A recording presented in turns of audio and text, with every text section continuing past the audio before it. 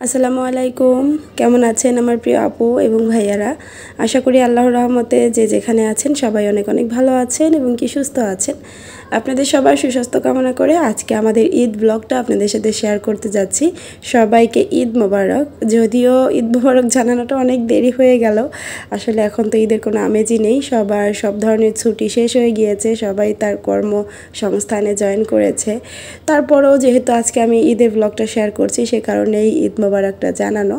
তো আপনাদের সবার ঈদ কেমন কেটেছে, কে কোথায় ঈদ করেছেন অবশ্যই কমেন্টে জানাবেন।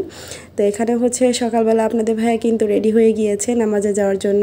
তার জন্য জিরোকাল দিয়ে সেমাই রান্না করেছিলাম, সে কিন্তু সেটাই খাচ্ছিল, কারণ নামাজে যাওয়ার আগে প্রত্যেকবারই দেখা গেছে একটু মিষ্টি মুখ করে তারপরে মূলত যাওয়া হয়। এদিক থেকে কিন্তু আমার আব্বু রেডি হয়ে গিয়েছে, মাশাআল্লাহ। সবাই কিন্তু আমার আব্বুকে দেখে মাশাআল্লাহ বলবেন।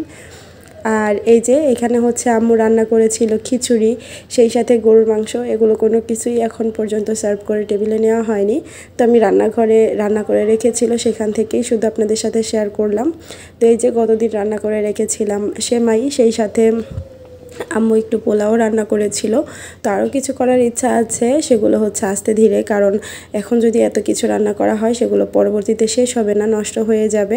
কারণ আমরা আবার একটু পরে দেখা গেছে আমার ননাসের বাসায় যাব, মানে আমার হাজব্যান্ডের একটাই বোন, তো সেই বোনের বাসায় যাব। আর এখানে হচ্ছে রোজার জন্য সকালের খাবারটা নিয়েছিলাম, একটু পোলাও, সেই সাথে 2 পিস মাংস, আর হচ্ছে একটু শসার সালাদ, সেই সাথে কোক। কারণ রোজা ঝোল খেতে চায় না, পোলাওয়ের সাথে সাদা পোলাওটাও খেতে বেশি পছন্দ করে। আর রোজা কিন্তু ওর বাবার সাথে ঈদের দিন নামাজ পড়তে গিয়েছিল মাঠে। ওখানে কিন্তু মহিলাদেরও নামাজের ব্যবস্থা আছে খুব সুন্দর। তো আমিও যেতে চেয়েছিলাম, আমার আগে থেকে প্ল্যান ছিল আমিও মাঠে গিয়েই নামাজটা পড়ব, তবে দুর্ভাগ্যবশত আমার আর যাওয়া হয়নি। এটা হচ্ছে বেশ একটু লেটই হয়েছে, মোটামুটি 11টার মতো বাজে সেই সময়। আমি হচ্ছে আমার 2 পরিটাকে একটু রেডি করিয়েছিলাম একটু ছবি বা ভিডিও নেওয়ার জন্য। আসলে বাচ্চাদের ভিডিও করা কী যে পরিমাণ প্যারা, এই যে এটা দেখেই বুঝতে পারছেন। আমি চাইলে এই অংশটুকু কেটে দিতে পারতাম, তবে রেখেছি আপনাদের বোঝানোর জন্য। আসলে রুমের মধ্যেই একটু ছবি বা ভিডিও নিয়েছিলাম, সে কারণে ড্রেসগুলোর অ্যাকুরেট কালার, সেই সাথে ডিজাইন কোনো কিছুই ভালো করে আসলে বোঝা যাচ্ছিল না। তবে যতটুকু এসেছে আর কি। বাহিরে নিয়ে এই গরমে ভিডিও শ্যুট করা তো আসলে অসম্ভব। তো ওদের একটু ছবি টবি তোলার পর আমি হচ্ছে রেডি হয়ে নিয়েছি। তো আরও কয়েকটা ড্রেস ছিল, রোজার শোভানার অনেকগুলো ড্রেস ছিল, সেগুলো পরিয়ে যে একটু ভিডিও করব সেগুলো আর সম্ভব হয়নি, কারণ দুইজনই অনেক বেশি বিরক্ত হয়ে যাচ্ছিল। আর শোভানা তো একদম কান্নাকাটি শুরু করে দিয়েছিল, তার আর কোনোভাবেই ছবি তোলা সম্ভব হয়নি। তো পরবর্তীতে সে ঘুমিয়ে গিয়েছিল আর আমরা রেডি হয়ে নিয়েছি। এই যে আমার পরিটা, আমার বড় পরি, মাশাআল্লাহ, সবাই মাশাআল্লাহ বলবেন। তো ও হচ্ছে ওর নানুকে টাটা দিচ্ছিল, মানে বলছিল যে তোমাকে নিব না, আমরা এখন ঘুরতে যাব, মানে খুব খুশি ছিল ঘুরতে যাওয়ার জন্য। এই যে আমার আম্মুকে কি কি যেন বলছিল। আর এদিক থেকে শোভানাকেও রেডি করিয়ে আপনাদের ভাইয়াও রেডি হয়ে গিয়েছে, এখন হচ্ছে আমরা যাচ্ছি। আমার আব্বু বলছিল পিছন থেকে বাইক নিয়ে যাওয়ার জন্য, আসলে বাবুকে নিয়ে বাইকে বসতে পারবো না আমি, তো সেই কারণেই মূলত আমরা রিকশায় করে যাচ্ছি। আর আমার ননাসের বাসায় এখান থেকে রিকশায় যেতে খুব বেশি যে একটা টাইম লাগবে তা না, 20 মিনিটের মতো লাগবে। তো রিকশায় কিন্তু বাতাস খেতে খেতে খুব আরামেই যাওয়া যাবে। তো আমি ওখানে গিয়ে আর কোনো কিছু ভিডিও শ্যুট করিনি।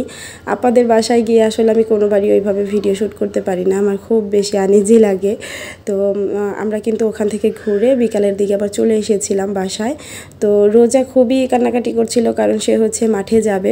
তো আমরা মূলত আপাদের বাসা থেকে আসার সময় কিন্তু মাঠে নামতে চেয়েছিলাম, তবে ও কিন্তু গাড়িতে ঘুমিয়ে গিয়েছিল, সেই কারণেই মূলত বাসায় এসেছি যে একটু ফ্রেশ হয়ে তারপর হচ্ছে নেক্সটে যাব একটু পর। তবে সেই ধৈর্যটাই আমার মেয়ের আর হচ্ছিল না, দেখতেই পাচ্ছেন ও কীভাবে রেগে যাচ্ছিল আর ওর বাবাকে ডাকছিল। তো সব সময় তো আপনারা রোজার হাসি মুখটাই দেখেন, আজকে রোজার মানে রাগী মুখটাও দেখে ফেললেন। তো যাই হোক, আমরা হচ্ছে এখন মাঠে যাওয়ার সময় কি বলে বাইক নিয়ে যাব। মাঠে বলতে যারা মানিকগঞ্জবাসী আছেন তারা তো বিজয় মেলার মাঠ খুব ভালো করেই চিনেন। আসলে মানিকগঞ্জ জেলাতে ওই রকম ঘোরাফেরার কোনো জায়গা নেই, তো স্টেডিয়ামের মাঠ বা বিজয় মেলার মাঠ যেটা, সেটাই কিন্তু মানে খুব বেশি পরিচিত এবং কি জনপ্রিয়। আর এখানে অনেক অনেক মানুষ আসে, সেই সাথে বেউথা নদীর পাড়ও কিন্তু অনেক মানুষ আসে।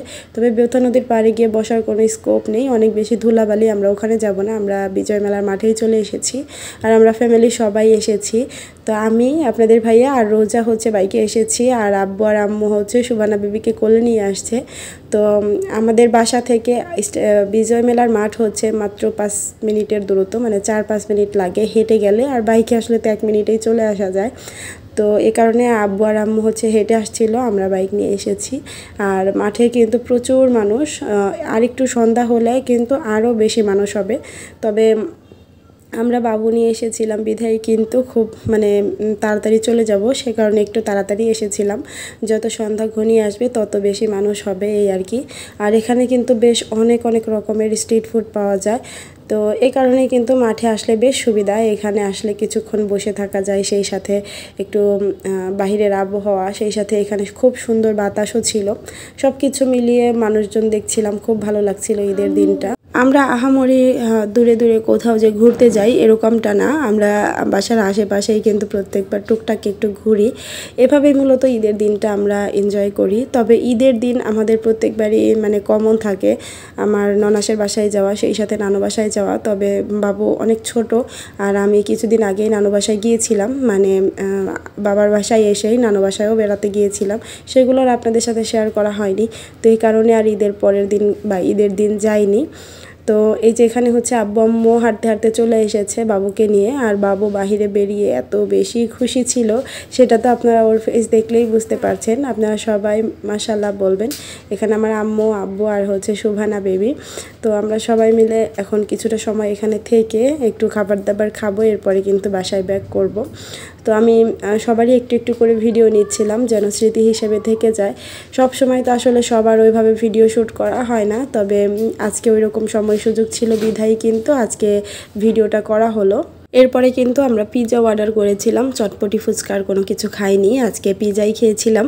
তো সেটাই অর্ডার করেছিলাম, চলে এসেছে। এরপর আপনাদের ভাইয়ের কাছে আবদার ছিল এই আইসক্রিমটা খাবো, তো সেটাও আপনাদের ভাইয়া নিয়ে এসেছে। তবে এটা আমরা মাঠে দাঁড়িয়ে খাইনি, আমরা হচ্ছে বাসায় নিয়ে এসেছি। আপনাদের ভাইয়া আর হচ্ছে রোজা অলরেডি খাচ্ছে, আর এখানে হচ্ছে আমার আম্মুর আর আব্বুর তিনজনের তিনটা রাখা আছে। তো আমিও বোরখাটা চেঞ্জ করে নিয়েছি, এখন হচ্ছে আইসক্রিম খাচ্ছি। তো ঈদের দিনটা এভাবেই মোটামুটি আমাদের পার হয়েছে, আলহামদুলিল্লাহ খুবই ভালো কেটেছে। তো মিষ্টি মুখ করতে করতে সবার কাছ থেকে বিদায় নিয়ে নিচ্ছি। আল্লাহ হাফিজ।